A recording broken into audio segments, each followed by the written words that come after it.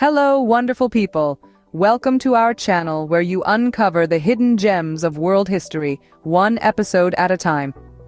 Today, we're diving into the rich history of the world's fourth largest island, Madagascar.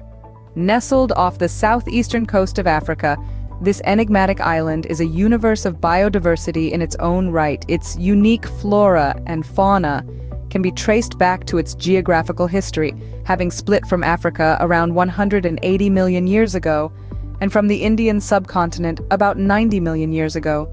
This long isolation resulted in a kaleidoscope of life forms found nowhere else on Earth, making Madagascar a living testament to evolution's endless creativity. Before we continue, remember to hit that subscribe button and share this video with your friends. Now prepare to embark on a journey through time to the ancient history of Madagascar.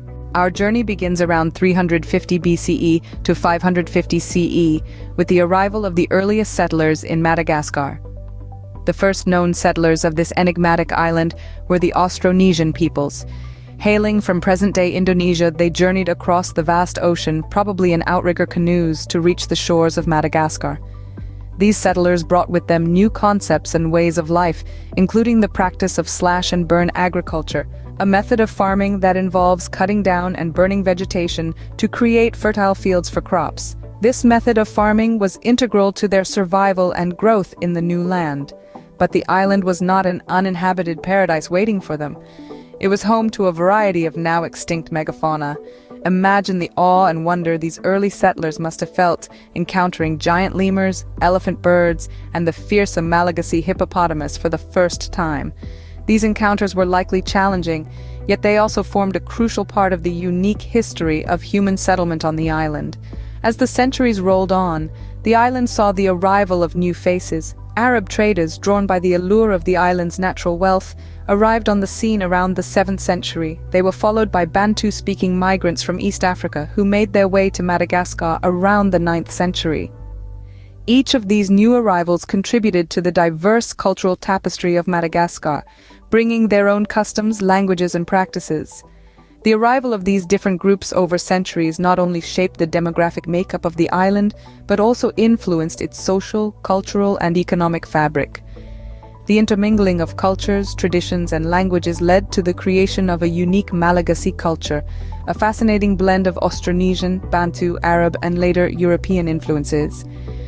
As centuries passed, the cultural landscape of Madagascar continued to evolve with new influences and arrivals. And, as we'll discover in the next segment, these influences continued to shape and mold the island's destiny, creating the Madagascar we know today. As we move forward in time, Madagascar's rich tapestry of culture and history continues to be woven.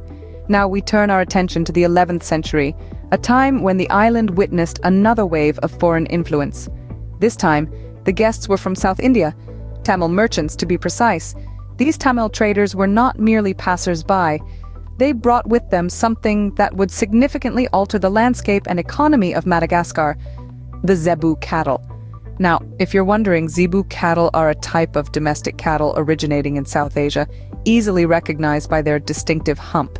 The introduction of these cattle played a crucial role in shaping the island's future.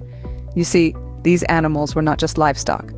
They were a symbol of wealth, a medium of exchange, and a source of food and labor. As the Zebu cattle became more and more integrated into the daily lives of the island's inhabitants, they started to leave their mark on the land itself. This is where we see a significant transformation in the landscape of Madagascar's central highlands. The lush forest ecosystem that once covered these highlands began to give way to grassland. This wasn't a natural evolution, but a direct consequence of human activity, specifically land cultivation and zebu pasturage. In essence, the arrival of the Tamil merchants and their zebu cattle set in motion a chain of events that changed the face of Madagascar. This change was not just physical, but also cultural and economic. It was a turning point that led to the development of new social structures and trade systems. These foreign influences began to shape the Madagascar we know today, but the island's story was far from over. Between 600 and 1,000 years ago, a significant event occurred in Madagascar's history. This was when the Merina people, who are now the largest ethnic group on the island, first arrived.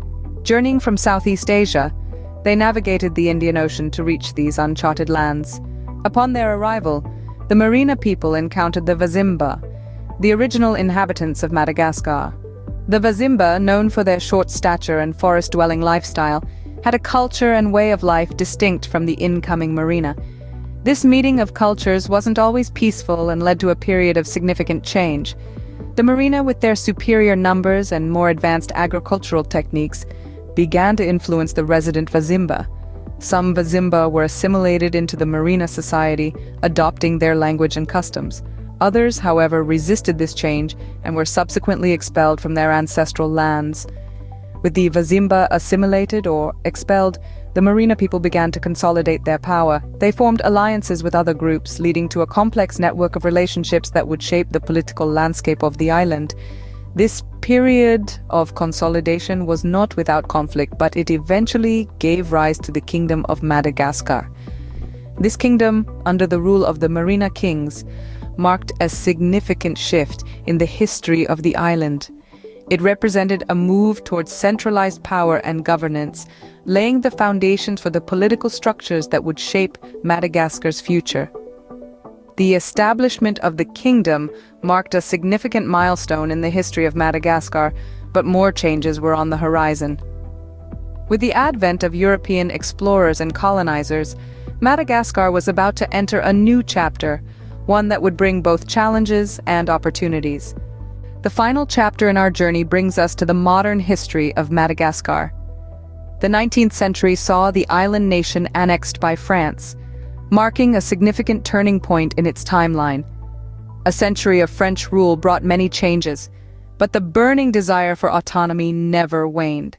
In 1960, the long-awaited moment arrived as Madagascar reclaimed its independence.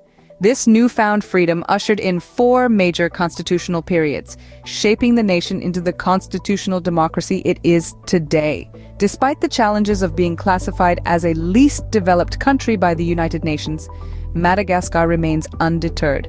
The country's development strategy is focused on sectors like ecotourism, agriculture, education, health, and private enterprise. Yet the road to growth is not without its obstacles.